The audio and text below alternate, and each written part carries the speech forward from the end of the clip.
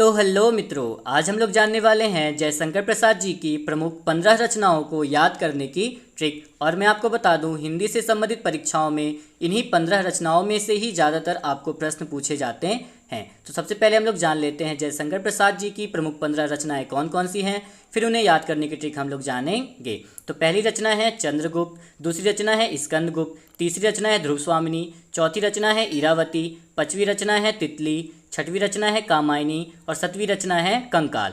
फिर आठवीं रचना है आकाशदीप, नौवीं है इंद्रजाल, 10वीं है आंधी, 11वीं रचना है छाया, 12वीं रचना है प्रेम पथिक, 13 नंबर पे जन्में का नागयज्ञ, 14 नंबर में आंसू और 15 नंबर पे इनकी रचना झरना आती है। तो अब हम इन्हें याद करने की ट्रिक जानेंगे। तो जैसा कि आप लोग जानते हैं कि जो राजा महाराजा का समय रहता था उस समय क्या होते थे, गुप्तचर होते थे। और जब गुप्तचर राजा के पास आते थे तो पहले राजा और रानी की जय करते थे। तो इसी प्रकार हमारी ट्रिक है, गुप्तचर ने कहा ध्रुवीरा तितली और काम कंकाल की जय। फिर उसके बाद उसने क्या सुनाई, सूचना सुनाई। क्या सूचना थी, आकाश में इंद्र की आधी छाया से प्रेम नाग का आंसू झरा। तो अगर आप इस ट्रिक को याद कर लेते हैं तो आप गुप्तचर से यहाँ पे इनकी दो रचना चंद्रगुप्त और स्कंदगुप्त याद कर लेंगे। फिर ने कहा ध्रुवीरा, यहाँ ध्रुवीरा से आप दो रचना ध्रुव से ध्रुव स्वामिनी, ईरा से आप यहाँ पर ईरावती, फिर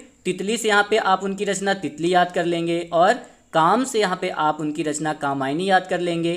कंकाल से यहाँ पे आप उनकी रचना कंकाल याद कर लेंगे और कि जय से आपको ये याद हो जाएगा कि ये जयशंकर प्रसाद जी की प्रमुख रचनाएं हैं। फिर आकाश में से यहाँ पे आप आकाशदीप याद कर लेंगे, इंद्र से यहाँ पे आप उनकी रचना इंद्रजाल याद कर लेंगे, फिर आंधी से यहाँ पे आप उनकी रचना आंधी याद कर लेंगे, छाया से आप उनकी रचना छाया याद कर लेंगे, प्रेम से प्रेम पथिक याद कर लेंगे, नाग का से यहाँ पे आप जन्में का नाग यज्ञ याद कर लेंगे, आंसू से यहाँ पे उनकी रचना आंसू और झरा से आप उनकी रचना झरना को याद कर लेंगे।